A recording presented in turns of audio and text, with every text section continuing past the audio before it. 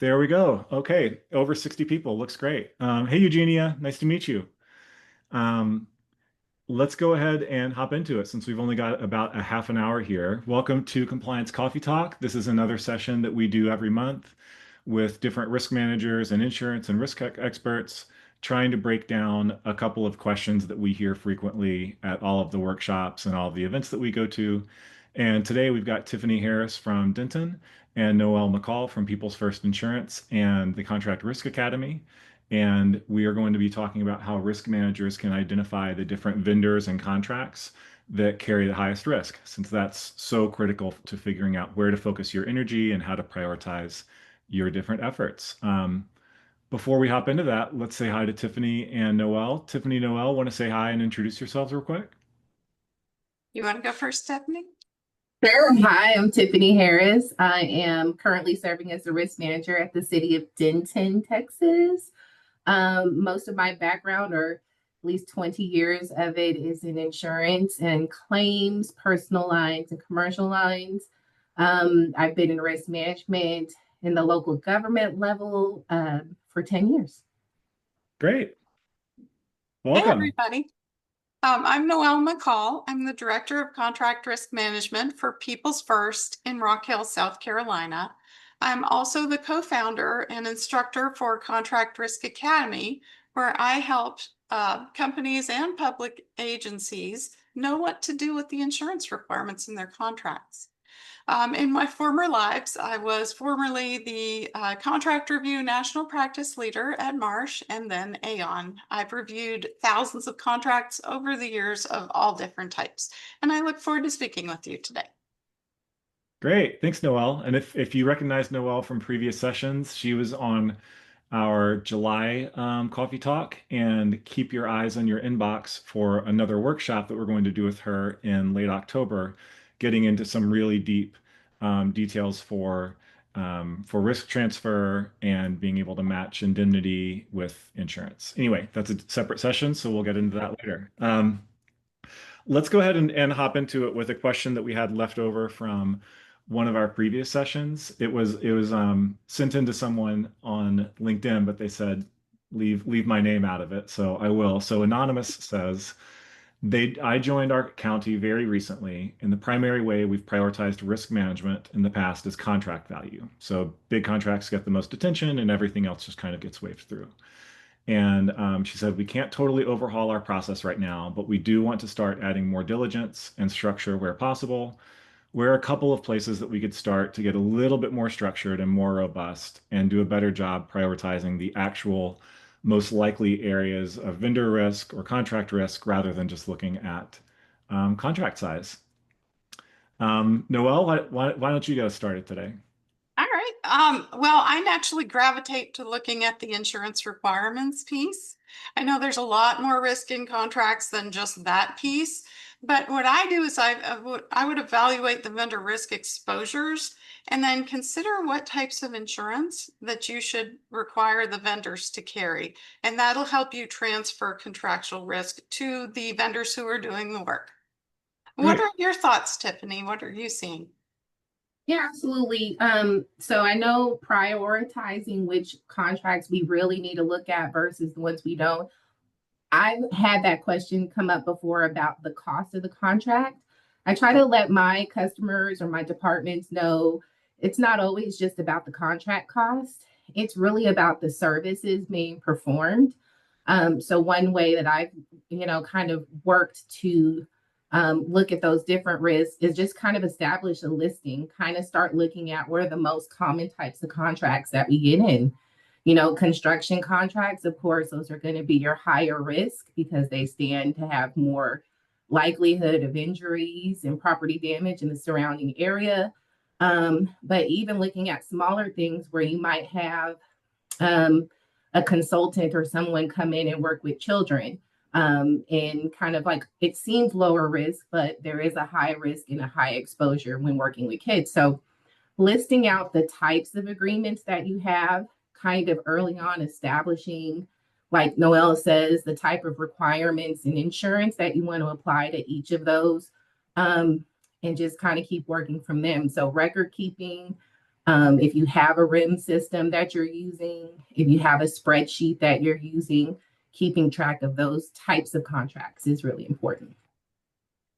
Great. Noelle, I know that for clients, you do a lot of risk assessments and either whether it's a contract risk assessment or a vendor risk assessment. And one of the takeaways that you've offered to share with us, and everybody will send this with the recap and the recording later, is a standard form that you've used for collecting info to determine what were the key risk exposures that might be present. Is there anything that you really want to highlight or flag from that you're really looking for when you are doing those assessments? The main thing there, well, there's a bunch of different things that it gives me information on, but the main thing I'm looking there is the risk exposures that those vendors are bringing in. And when it comes to risks associated with contracts, there's two types of risk. There's a contractual risk that takes a look at the terms and the wording in the clauses and how that contract's put together. And then there's a project risk for what's actually being done. Hmm. So the vendor risk assessment form that you all will receive as a free takeaway from today's call, at the bottom of that form, there's a bunch of checklists that whoever is submitting a contract to you for review of the insurance requirements, they can check the boxes at the bottom to let you know what sort of things that vendor might be doing, such as using drones or consulting, or maybe they're doing work underground on some Hmm. street utilities. So having that information up front is really helpful when you're evaluating the risks that vendors may have. And it also is super helpful when I'm putting together a vendor risk assessment, which is where I get a list of the type of vendors that you work with or specific vendors. And then I go in and I research and put on a spreadsheet for you what types of policies and what policy limits or limit ranges would be commercially reasonable to ask of that type of vendor. So that helps answer the question that a lot of companies and especially public entities have when they're hiring their vendors. What insurance policies should we require? And what are some commercially reasonable policy limits? And I say commercially reasonable because when you're talking about maybe a tech related vendor who's providing software or something, Hmm. cyber risks they can be so enormous that all you can do there is ask her what's commercially reasonable, because there's no way you can ask for limits sufficient to cover any and all cyber claims. Got it. But yeah, good question. Thanks. Got it. So like it's really understanding at the project level the nature of the project at a deeper level than just is this a construction project or not? Because even in construction, it may or may not involve heavy machinery. It may or may not involve working at heights. All of those other things that can Exactly. kind of be flags that you should have in mind. Tiffany, what about you? Are there key things that you are always looking out for or oriented towards? I know that you mentioned construction earlier and any vendor that might be working with children. Anything else come to mind for you? As far as like identifying vendor, like the vendor you're working with, the risk of working with that specific vendor. Yeah, I'm sorry, I think I missed it. I guess like as you're scanning through different vendors or different projects, just are there things that are typically top of mind for you as you're thinking about who to bucket into a higher risk category or a lower risk category? Well, definitely, again, it's really kind of knowing the vendors. If there's somebody that you work with all the time, you're going to have an idea of the exposure that they create. Like in our risk office, we self-administer our claims. And so we can see, anytime claims are coming in associated to those different vendors. And so as we're tracking those, we'll kind of note that. We'll say, hey, we get frequent claims from this vendor. You might want to think about changing some of the terms or putting some more responsibility on them, if there is a claim filed against them.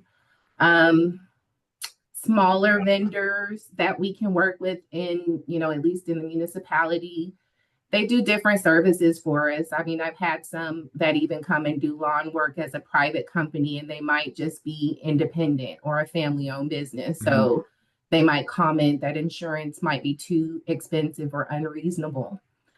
One thing I've been trying to encourage is smaller companies, you definitely want to have insurance to protect your assets, because are you going to have the liquid assets available to cover any damages loss? And the other part is, are you considering the cost of that insurance in your quote when you're bidding for jobs with us? Like, don't be afraid to let the vendors know, include this in your cost so that there isn't a question on whether or not they can afford it. That's a great tip. We seem to get this question all the time.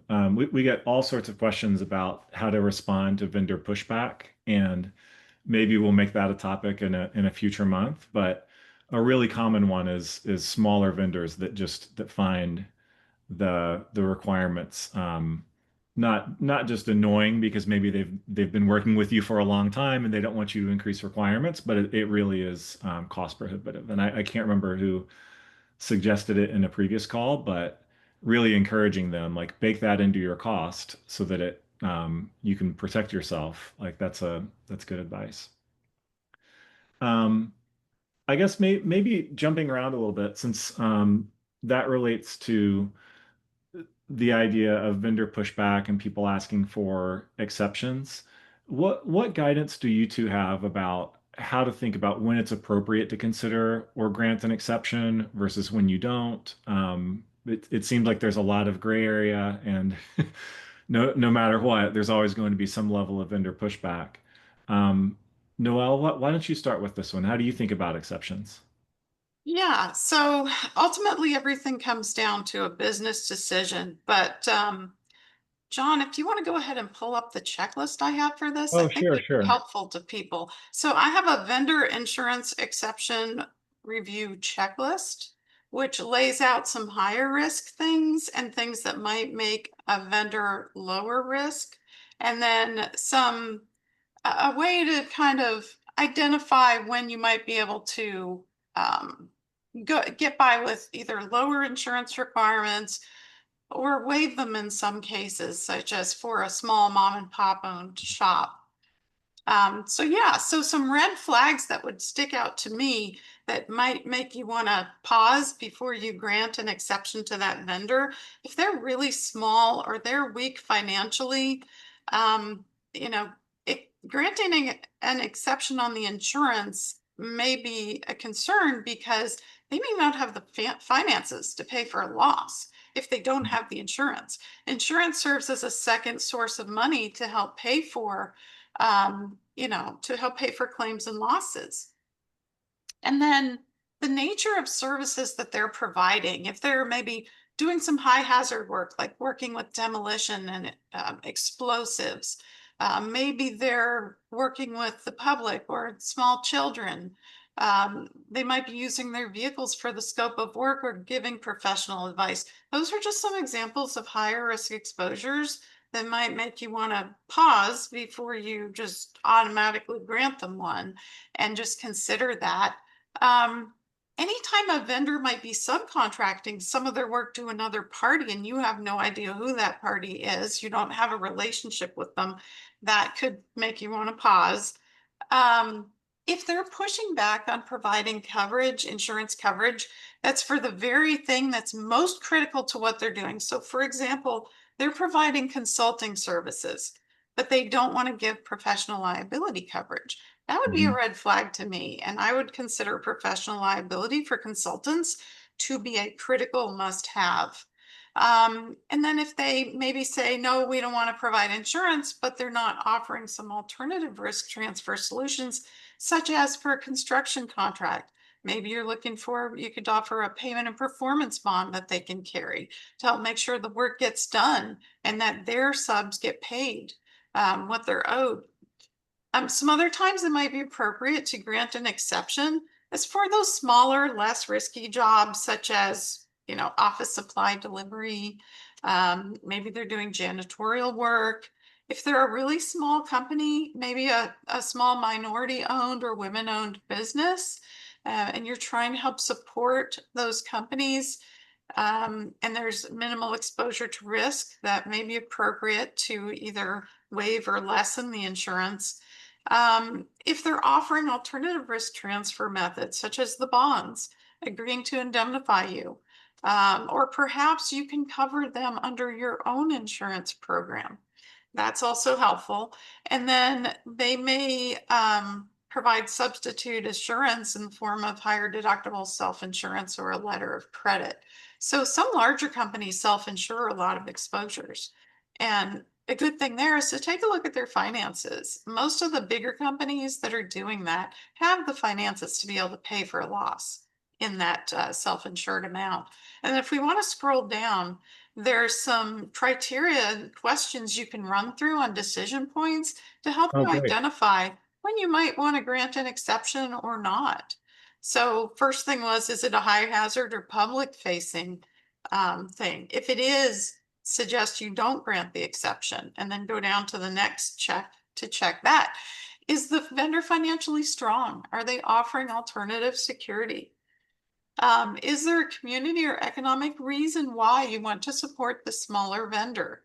Oftentimes that is the case. And then have you documented the rationale and perhaps obtained senior management approval to sign off on going without the insurance or lessening those? Those are helpful as well. At the end of the day, everything does come down to a business decision, but there are Mhm. some factors that you should be considering when you're making these decisions. One of them is project size. So you can't rely on this alone, though. Some of the smallest projects might have the largest risks or losses. But generally speaking, a bigger project size means bigger risk. Where's the work located? Is it in the middle? Are they doing utility work in a busy downtown street in a city? Is it out in the country somewhere where no one's around? What's the scope of work? What are they doing for you? How long have you been working with this vendor? Have you had a relationship with them for 10, 20 years and never had a loss, never had a claim, and they do good work? That's a factor to take into account. And then are there any other vendors that can offer this service? If they're the sole source provider, you really don't have much leverage. If you need that work done or that product, you're kind of, they have more leverage in the contract. Tiffany, I see you nodding your head. Would you agree with that? No, everything you say, I echo. Those are the exact same things our team looks out here. Um, some other things as far as like some exceptions that I've seen a lot of are going to be in that indemnification clause and that limitation of liability clause. Yeah. The common thing that we're seeing as far as limitation of liability is limiting the liability to 12 months of what you've paid prior to the date of the loss, which sometimes that could be $10,000.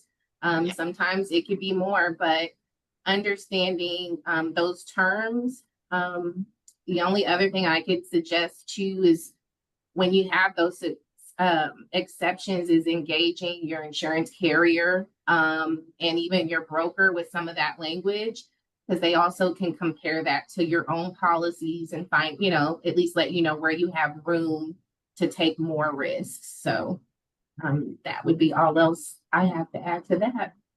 That's Yeah, a great point, Tiffany. I'm so glad you mentioned that because it's so helpful to engage your insurance broker early and often in the process when you're looking at contracts.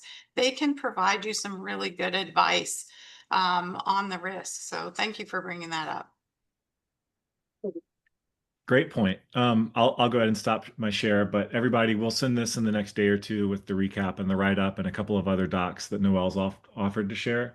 Um, Gosh, there was a lot that we touched on there. I'm trying to think about the right follow-up question. Maybe one more for Noelle might be, you were mentioning reviewing the insurance requirements in a contract. We've had a couple of questions come in just about what the most frequent issues or the most critical provisions that people sometimes overlook are. I know Yeah. it's a long answer and there's a lot of complexity here, but what are the top things people should be looking for? Yeah, so there's a number that come to my mind right off the bat. Making sure that in your vendor templates, in your contract templates that you're using for future contracts, make sure to have an insurance expert update the insurance requirements in there based on best practices, based on also the types of vendors you're doing work with. It should be done at least every 3 to 5 years because you want to make sure that you're keeping up with the changes in the insurance industry. Also, I would suggest if you're hiring vendors and they may use subs or sub-subs to do the work, in the insurance requirements, require either your vendor to cover those subs or sub-subs or them to cause and require those subs and sub-subs to carry the insurance. So that way you're covered either way. If the sub-subs don't have their own insurance, then your vendor should be covering. And that's good because then it doesn't come back on you for uninsured losses. Another thing I would say is make sure that you get some of the key endorsement wording and coverages right in the contract. So the three most commonly required ones in contracts are Mhm. additional insured, waiver of subrogation, and primary and non-contributory. And these are the top three that are often required on certificate of insurance requests as well. So you want to get those right.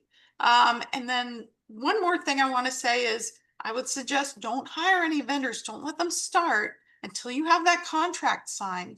Because when it comes to insurance, a lot of this automatic coverage only kicks in if there's a written signed agreement in effect before the work starts.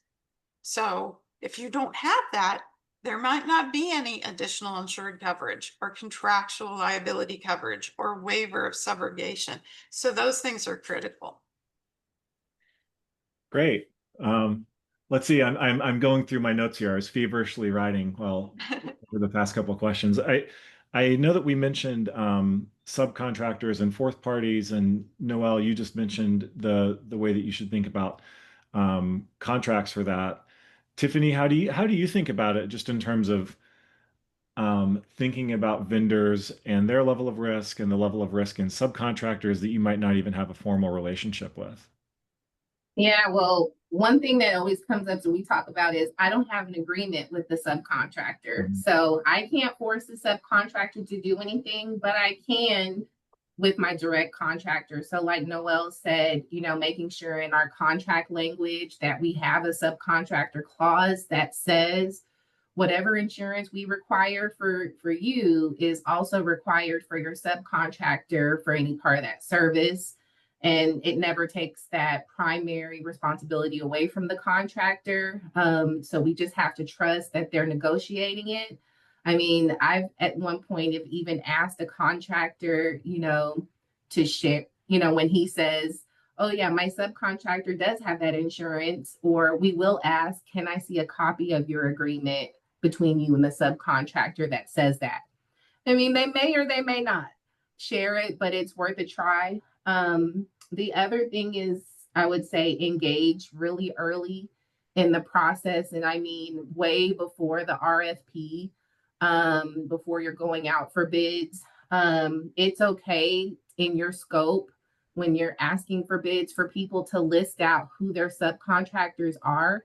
Because I Mhm. know we talked earlier about the risk of certain vendors, and they might work with some subs that you're like, absolutely not. I don't want them pouring concrete here. Um, Got it. so yeah, engage early in the bidding process, put those requirements out, and ensure that when contractors are responding, that they're answering those questions as far as insurance and subs and what they require. Great. I'm scanning through some of the questions that came in and realized I missed one that was for you earlier. You were talking about, um, I think you were talking about being able to monitor claims from the different vendors that you work with and being able to monitor that. Um, Mhm. and I think we just had somebody say, "What do you mean claims from the vendors that you receive?" Do you want to explain kind of what you're able to see and how you think about monitoring that? Sure. So in my department, we also oversee general liability claims that are filed against the city. And so a lot of those claims come from residents who are saying, I ran over a cutout in the street where you guys had the road unpaved. Mhm. Well, in those claims, we're identifying, well, this was a contractor that we transferred the risk to. And so we do have a field in our REM systems where we're tracking, every time we get that type of claim. Or we've had some even where the contractor, this happens all the time, they damage sprinkler heads. You know, they're digging somewhere and they dug up the yard and did that. So that kind of helps us understand who we go to or who's more risky, just keeping track of it if you keep those claims. If you have your claims administered, you know, outside with the TPA or something like that, that might be something to ask your TPA to do, is just to continue to document if it's a contractor claim related for them to notate that. Okay. Let's see, scanning through a couple of these other questions, lots of requests to send out these docs. We will send that to everybody. Oh, this is an interesting one we got. Do you have recommendations for how to assign risk levels and commercially acceptable insurance requirements for special events? So I'm guessing that means, you know, like fairs, parades, festivals, that sort of thing. Um, Tiffany, Noelle, who wants to weigh in on this one? Do you I want to take mean, this, Tiffany? I'll take a stab at it. That's a tough one. Everywhere I've gone, those special event requirements are typically ordinance based. So they're already written into the ordinance by someone many ages ago. Assessing now, I know as far as our ordinance, we do have the ability to adjust the limits as we see fit. So there's just a baseline that we put in the ordinance, which might be like for general liability, carry 1 million, Mhm. you know, per occurrence coverage. But if it's something where they're going to have, you know, explosives or fireworks shows and animals, I mean, I had someone request an elephant one time, which we did not do.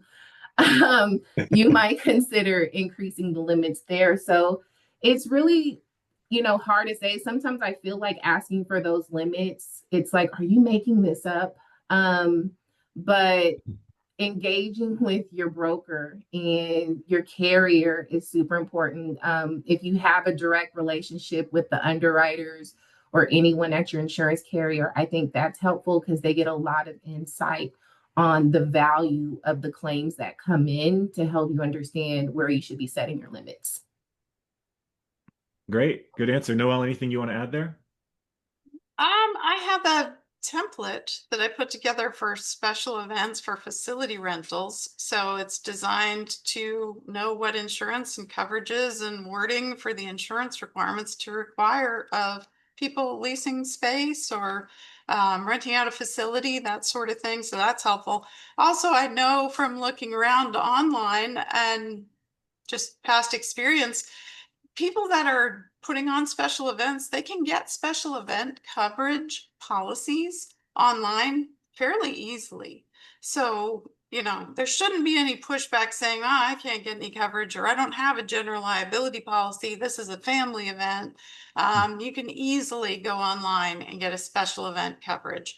And I would suggest for liability wise, don't go with less than 1 million for general liability or the special event liability coverage. More than that is great, but yeah. Okay. Let's see if we can sneak in two more real quick. So one was any tips for identifying vendors that might have financial or operational stability issues? Um, the rule of thumb I've heard is pay extra attention to small vendors and new vendors that might not have a track record. Anything you two like to look at as you're thinking about who's financially and operationally stable? Honestly, I'm a Googler. So I will kind of go online and research and see if there's anything that comes up, news articles, if they've had any situations that happened in the past, references, if people have put down comments, I want to call them ratings or feedback, Mhm. But different reviews. reviews, yeah. Yeah, so I'll kind of start there and then I might look at like the state's websites to see if there's any like BBB complaints. I mean, it's really hard to get into somebody's financial history unless they've had public action taken against them. So Mhm. I'd say if there's none, you're a little bit safer. And I guess that also just goes back to understanding the contract and understanding the type of project will help flag when it's worth the extra time to Google around Yep. for for 3 minutes versus 10 minutes and see what you can dig up. Mhm.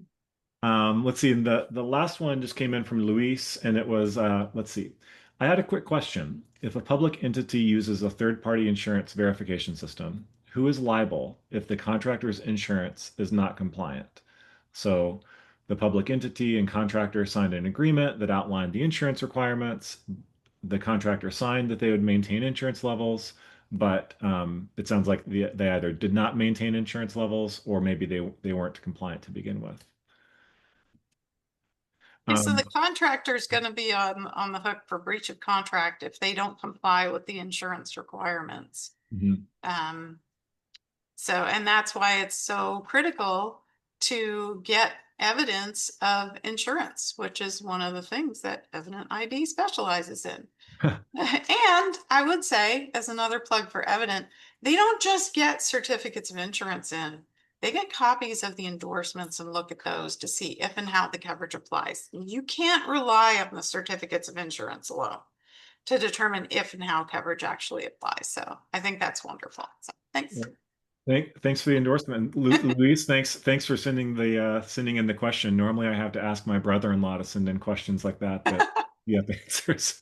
But this one came in naturally. Let's see. I'm going to give a quick scan through the Q&A, the chat, private chat, see if anyone else. Let's see. We covered this, covered that. Okay, this was great. Another good half hour, and hope that everyone enjoyed this one, got a lot out of it. If you would like, we would love to get any input, any feedback about what you do or don't like about the sessions, if there are any other topics that you'd like us to put on the calendar coming up. If you want to spend more time with Noelle, keep your eye on your inbox. We've got her workshop coming up at the end of October. And otherwise, we'll get the recap and the recording and these documents out to everybody in the next day or so. And Tiffany, Noelle, thank you so much for the time and more than the time, thanks for the expertise and the experience. Thanks for having me. It Thank was great. Yeah. Thanks, everybody. you. Fun. Bye-bye. Bye-bye.